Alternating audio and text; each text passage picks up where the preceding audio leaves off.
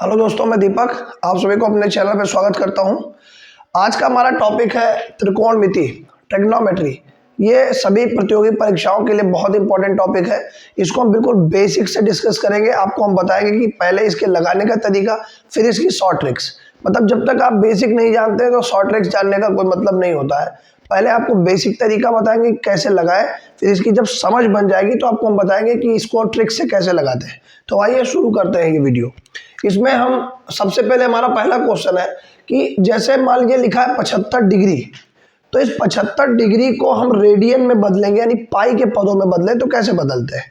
तो इसको बदलने के लिए क्या करें कि सबसे पहले जो डिग्री लिखी होती है उसको लिख लेते हैं, और डिग्री से रेडियन में बदलने के लिए पाई अपॉन 180 डिग्री से मल्टीप्लाई कर देते हैं। तो ये जो वैल्यू होती है हमारी वो बदल कर किस में हो जाती है, पाई के पदों में। तो इधर से काटेंगे इसको 5 से, 5 एक 5 और ये 5 बार जाएगा। 5 से काटेंगे 5 तिया 15 और 5 छक्के 30। फिर काटेंगे 3 से, 3 पचे 15 और 3 ये 12। तो ये हो जाएगा 5 पाई बाई 12।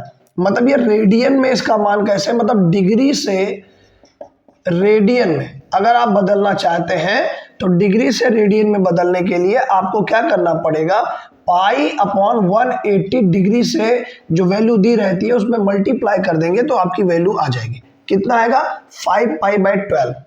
उल्टा अगर यही क्वेश्चन आपसे पूछ लिया जाए कि एक क्वेश्चन है कि पाई बाई 3 को डिग्री में बदलिए, तो डिग्री वाला एंगल दिया रहेगा। मान लीजिए यहाँ पे 60 डिग्री लिखा है, यहाँ पे 30 डिग्री लिखा है, यहाँ पे 45 डिग्री लिखा हुआ है। मान लीजिए यहाँ पे कोई विकल्प और दिया हुआ है। इसको हम डिग्री को रेडियन में बदल के दिखाए हैं। अब आपको रेडियन को डिग्री में कैसे बदलेंगे, तो पाई बाई 3 लिख लेंगे। अब चूंकि यहाँ पे पाई नहीं आना चाहिए तो आपको याद रखना है कि 180 अपॉन पाई से मल्टीप्लाई कर देंगे, जिससे क्या हो जाएगा, पाई पाई कट जाएगा और ये 3 से 6 बार, तो यानी 60 डिग्री आ जाएगा। तो ये क्वेश्चन कैसे है, ये रेडियन को डिग्री में बदलने के लिए और ये डिग्री को रेडियन में बदलने के लिए। तो त्रिकोणमिति में ये क्वेश्चन तो ये बहुत छोटा सा पूछा आता है। आइए एक दूसरा क्वेश्चन देखते हैं। इसमें है अंडर रूट, ये क्वेश्चन नंबर 2 है इसका, कि अंडर रूट 1 माइनस साइन है अपॉन 1 प्लस साइन है, इसकी वैल्यू बताइए। लेकिन ध्यान ये देना है कि यहाँ पे तो साइन में लिखा हुआ है पर वैल्यू तो सब्सेक्ट में tan में आ रही है। तो इसको मतलब हम लोग क्या करें, तो सबसे पहले लगाने के लिए क्या करते हैं, इसको सबसे पहले इसको हम लोग कॉन्जुगेट से मल्टीप्लाई करते हैं। इसका ट्रिक होता है कॉन्जुगेट से मल्टीप्लाई करना। तो 1 अपॉन साइन ए लिखा है, 1 प्लस साइन ए लिखा है, तो हम लोग क्या करते हैं, हर का परमीकरण करते हैं। हर का परमीकरण करने के लिए क्या करेंगे, जो वैल्यू हर में लिखी हुई है, जैसे तो जो वैल्यू हर में लिखी हुई है, जैसे मान लीजिए 1 प्लस साइन है, तो हम उसको 1 माइनस से ऊपर नीचे मल्टीप्लाई करेंगे। अगर यहाँ माइनस लिखी होती तो हम लोग 1 प्लस से ऊपर नीचे मल्टीप्लाई करते हैं। बस सवाल खत्म। अब क्या करेंगे, हम देख रहे हैं कि 1 माइनस साइन है, 1 माइनस साइन है कितनी बार लिखा है, 2 बार, तो इसको स्क्वायर में कर लेंगे। यहाँ पे देखो 1 प्लस साइन है, 1 माइनस साइन है। जो चीज इस ब्रैकेट में प्लस में लिखी है वही चीज इस ब्रैकेट में माइनस में लिखी हुई है। तो एक फार्मूला होता है a plus B A minus B, तो उसको A square minus B square लिख देंगे। तो हम क्या करेंगे, 1 स्क्वायर माइनस साइन का हो जाता है ये साइन स्क्वायर ए। यहाँ से क्या हो जाएगा, 1 माइनस साइन ए का होल स्क्वायर, और यहाँ से क्या हो जाएगा, कास स्क्वायर ए। हम चाहते हैं तो यही खत्म कर देते हैं। सवाल पर आपको बता रहे कि कैसे करते हैं।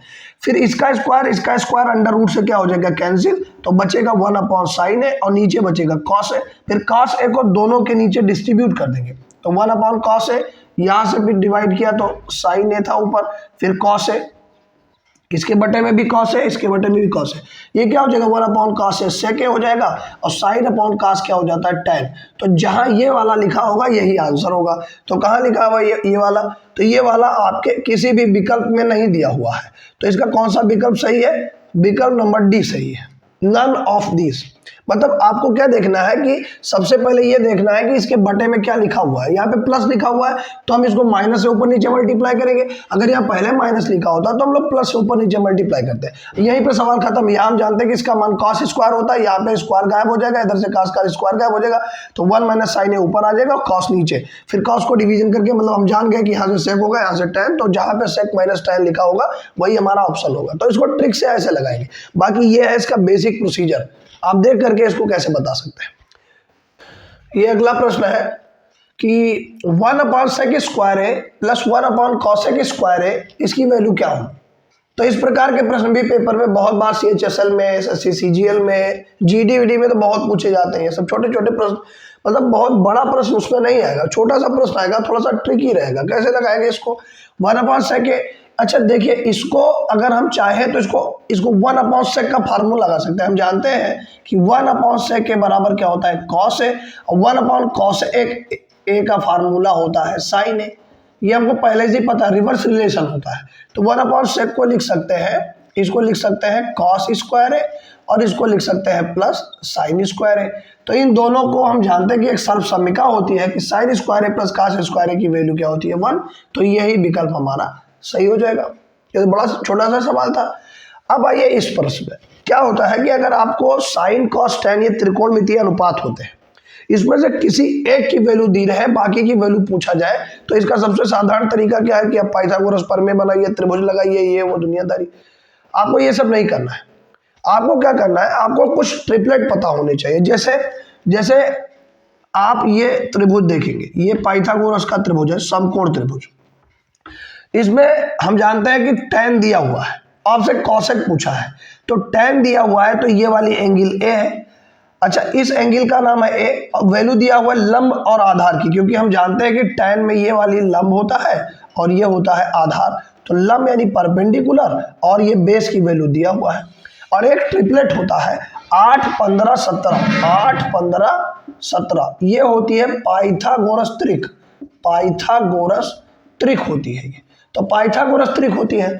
अच्छा, 8, 15, 17 में 8 और 15 दिया हुआ है, तो सबसे बड़ा भुजा जो बचा है कर्ण, तो ये 17 हो जाएगी ट्रिपलेट से। अगर बाकी आप चाहें तो लंब स्क्वायर प्लस आधा स्क्वायर करेंगे, 15 15 में 225, 8 2 64, दोनों को जोड़ेंगे 289 हो जाएगा। 17 का स्क्वायर होता है, तो 17 यहाँ से भी आ जाएगा। तो आपको कैलकुलेशन पता होना चाहिए, लेकिन आपको अगर त्रिक पता है, मतलब ट्रिपलेट पता है, पाइथागोरियन ट्रिपलेट बोला जाता है, तो बड़े आसानी से हो जाएगा। तो 8, 15 आपके पास था, तो 17 ही हो जाएगा। अब जो वैल्यू चाहिए, अब आपको बताना है कॉसेक का। तो कॉसेक थीटा का मतलब क्या होता है? कर्ण बटे लंब। कर्ण बटे लंब, कर्ण कौन भुजा है? सबसे बड़ी भुजा होती है। लंब कौन है? सबसे छोटी भुजा होती है। या लंब और आधार में इंटरचेंज हो सकता है, पर ये कर्ण सबसे बड़ी भुजा हमेशा होगी, ये ध्यान रखना है। तो कर्ण सबसे बड़ी भुजा है, तो 17 सबसे ऊपर हो जाएगा, और लंब में लिखा हुआ है 8, तो इसका जवाब क्या होगा? 17/8। तो जो ऑप्शन नंबर डी में दिया हुआ है, बिना लगाए इसको ऐसे ही कर सकते हैं। अगर हमको करना होता कि आपको क्वेश्चन लिखना ही ना पड़े, ऐसे ही हो जाए, तो हमको तो समझाना, इसलिए हम लिख रहे हैं, वरना हमको क्या करना पड़ता? 8, 15 ये दिया हुआ है, 17 यहाँ मान लेते, 17/8 ये सीधा आंसर हो जाता। तो बिना लगाए ही आप आंसर दे सकते हैं इसका। तो अब ये सवाल देखिए, इसमें क्वेश्चन नंबर ये 5वां है इसका, कि a tan थीटा का मान अगर b है, तो b sin थीटा और माइनस a cos थीटा का मान क्या होगा? तो इस प्रकार के प्रश्नों को लगाने के लिए सबसे पहले हम इसको tan थीटा की अगर वैल्यू यहाँ से निकालें, तो क्या हो जाएगा? b/a। तो ये ध्यान रखें कि tan थीटा अगर हमको यहाँ मिल जाए, तो उसकी जगह b/a भर देंगे, तो बड़े आराम से। तो हमको क्या करना है? ये वैल्यू दिया हुआ है b sin theta minus a cos theta upon b sin theta plus a cos theta. हम क्या करें? इसको tan बनाने के लिए cos से सब में भाग कर दें। a cos थीटा से अगर हम भाग कर दें दोनों में, ऊपर नीचे भी, तो ये b अपॉन sin थीटा, यहाँ से a cos थीटा कॉमन समझा जाता है। हम लोग पढ़ते हैं इसको, क्या कहते हैं? कॉमन। हमने a cos थीटा को कॉमन ले लिया है, तो इसके नीचे a हो जाएगा, यहाँ पे cos थीटा हो जाएगा।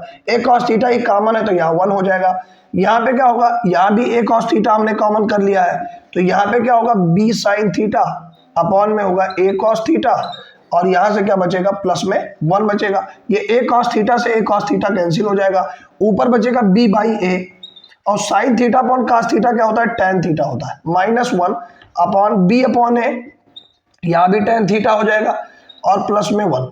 अब tan थीटा का वैल्यू हमारे पास b/a दिया हुआ है, तो क्या करेंगे? b/a, यहाँ tan थीटा का मान यहाँ पे भर देंगे b/a, और tan थीटा की वैल्यू क्या है? b/a, और -1, यहाँ भी b/a, यहाँ भी b/a, और +1, खत्म सवाल।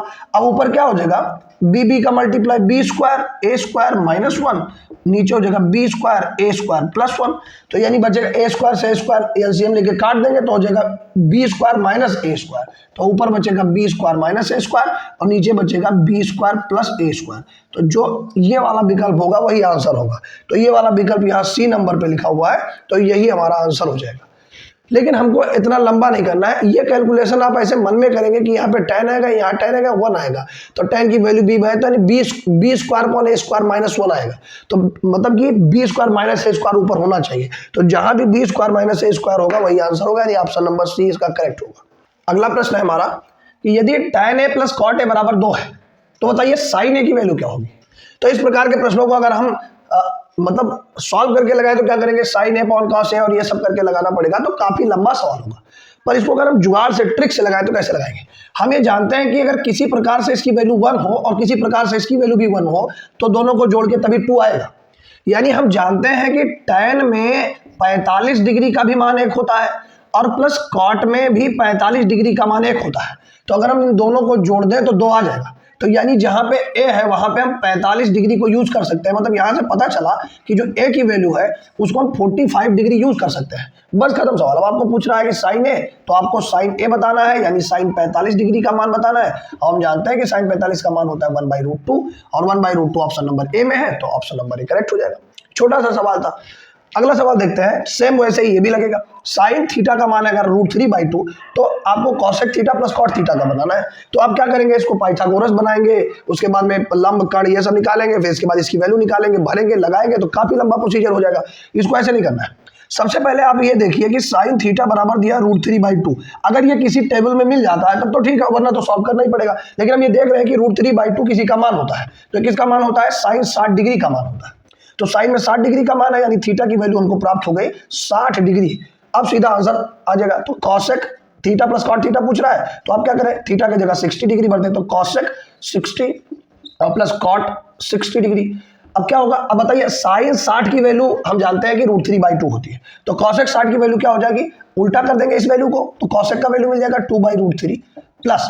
अब कॉट 60 क्या होता है, देखिए tan 60 की वैल्यू √3, तो कॉट की उसका उल्टा करेंगे तो 1/√3। क्यों, क्योंकि tan 60 का मान होता है √3, तो cot 60 का मान क्या हो जाएगा, 1/√3।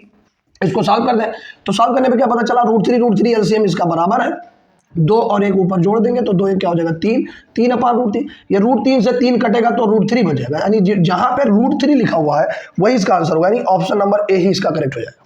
तो ये सवाल बहुत छोटा सा रहता है, बस खाली आपको थोड़ा सा दिमाग लगाना पड़ेगा। ये प्रश्न देखिए कैसे करते हैं। अगला प्रश्न है हमारा 8 नंबर पे, x tan 45 degree cos 60 degree फिर बराबर है साइन 60 और cos 60 के मल्टीप्लीकेशन के बराबर। तो हमको पूछ रहा है कि बताइए ये जो x लिखा हुआ है इसका मान कितना होगा। तो इस प्रकार के सवालों को लगाने के लिए सिर्फ इसकी वैल्यू भरते हैं और सीधा आंसर आ जाता है, कोई साइन का चेंज करने की कोई जरूरत नहीं है। तो x tan 45 का मान होता है 1, cos 60 का मान होता है 1/2, साइन 60 का मान होता है √3/2, cot 60 का मान होता है 1/√3। आपको पूरा टेबल आपको पता होना चाहिए। टेबल भी बताएंगे, आपके पूरे एक वीडियो बनाएंगे जिसमें हम आपको पूरी त्रिकोणमिति का बेसिक समझा देंगे। आज सवाल लगवाते हैं पहले, तो √3 से √3 कैंसिल हो जाएगा, इधर 2 से 2 कैंसिल हो जाएगा, यानी x की वैल्यू क्या मिल गई, 1। तो यहाँ पे x का मान क्या हो जाएगा, 1। और इस प्रकार से त्रिकोणमिति के कुछ सवाल थे जिसको हमने लगवाया। अगर आपको हमारा प्रयास अच्छा लग रहा है तो इसको लाइक कीजिए, शेयर कीजिए और हमारे चैनल को सब्सक्राइब कीजिए। Thank you so much.